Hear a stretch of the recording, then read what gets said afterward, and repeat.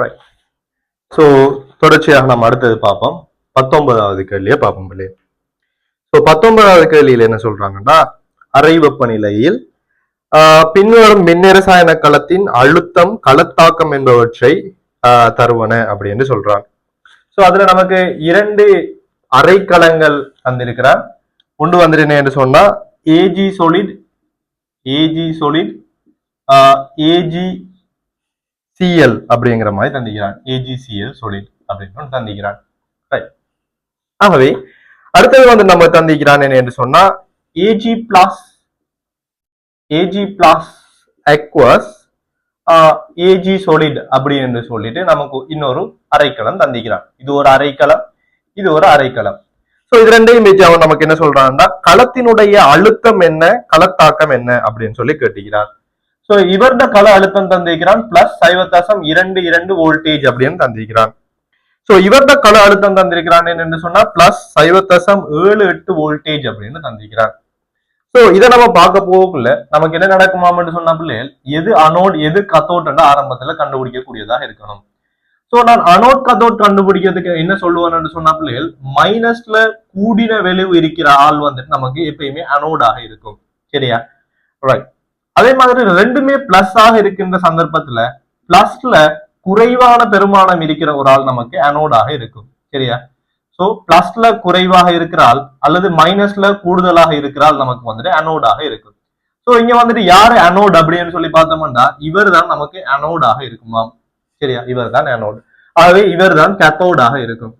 So நம்ம இப்ப வந்துட்டு கள அழுத்தத்தை கால்குலேட் பண்ண மட்டும் சொன்னா பிள்ளைகள் கள அழுத்தம் நமக்கு தெரியும் எப்பயுமே வந்துட்டு ஈனோட் செல் வந்துட்டு anode cathode minus anode anode அப்படி என்று வரப்போகுது.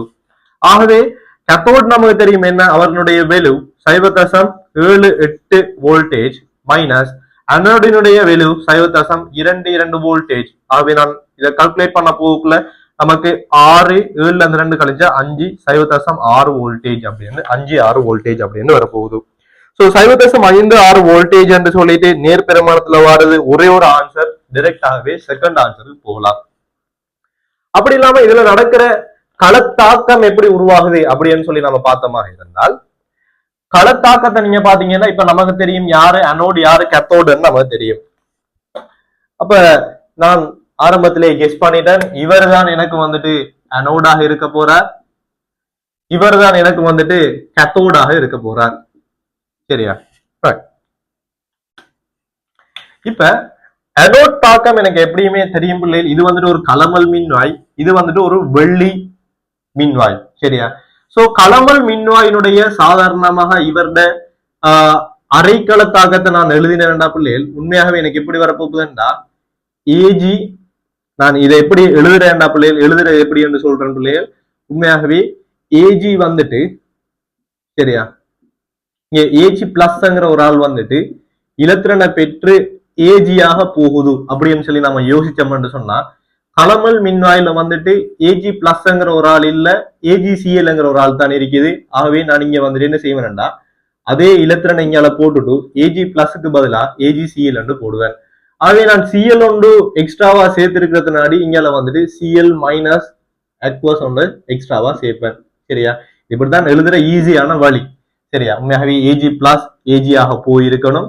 ஆனா இங்க களமல் மின்வாயில ஏஜி பிளஸ்ங்கிற ஒரு ஆள் இல்ல.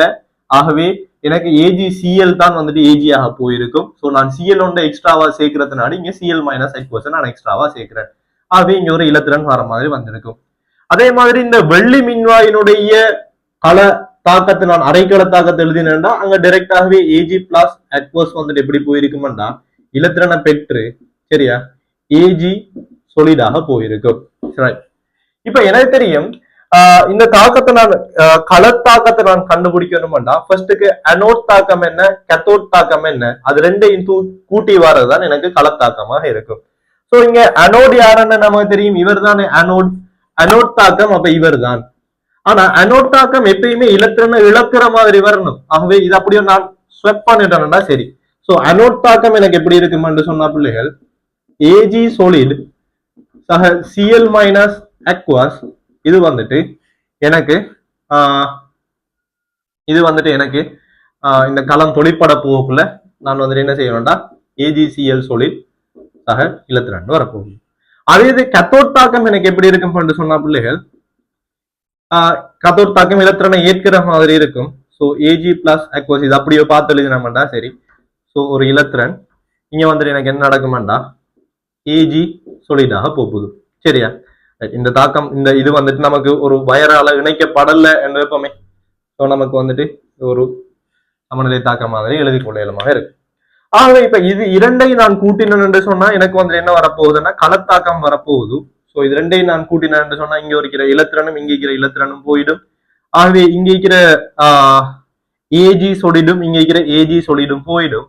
ஆகவே எனக்கு களத்தாக்கம் என்ன வருமாண்டா Ag plus aqueous Cl minus aqueous இது வந்துட்டு AgCl சொலிடாக போற மாதிரி வரப்போகுது. சரியா பிள்ளை? சோ இதுல வந்துட்டு மெயினான விஷயம் என்னன்னா இந்த களமல் மின்வாயினுடைய அரை களத்தாக்கத்தை எப்படி ஈஸியாக ஞாபகம் வைக்கிறதுங்கிறது உங்களுக்கு தெரிஞ்சிருக்கணும். அடுத்தது வந்துட்டு கேத்தோட் அனோட் எப்படி ஐடென்டிஃபை பண்றதுங்கிற விஷயம் தெரிஞ்சிருந்தீங்கன்னா இது ஈஸியாகவே நீங்க செய்யக்கூடியதாக இருக்கும். சரியா? அவ்வளவு பெரிய கஷ்டமான விஷயம் ஒன்றும் இல்லை பிள்ளைகள். சோ நமக்கு 19வதுக்கு செகண்ட் ஆன்சர் வரப்போகுது. நீங்க சும்மா சாதாரணமாக கள அழுத்தத்தை கால்குலேட் பண்ணீங்கன்னாலே ஈஸியாக நமக்கு வந்துட்டு ஆன்சருக்கு வர இயலுமா இருந்திருக்கும். Right, okay. அந்த அடிப்படையில நம்ம அடுத்ததாக பார்க்க போறது 22வது கேள்வி. ஸோ இது 19வது கேள்வி நமக்கு வந்துட்டு ஒரு எலக்ட்ரோ கெமிஸ்ட்ரி கேள்வி. பொதுவாக எலக்ட்ரோ கெமிஸ்ட்ரி கேள்வியில் நமக்கு ஈஸியாக தான் வரப்போகுது 2015ஆம் ஆண்டு. புரியுது? Right, okay. ஸோ நம்ம அடுத்தது பார்ப்போம். 22வது கேள்வியை பார்ப்போம் இல்லையா?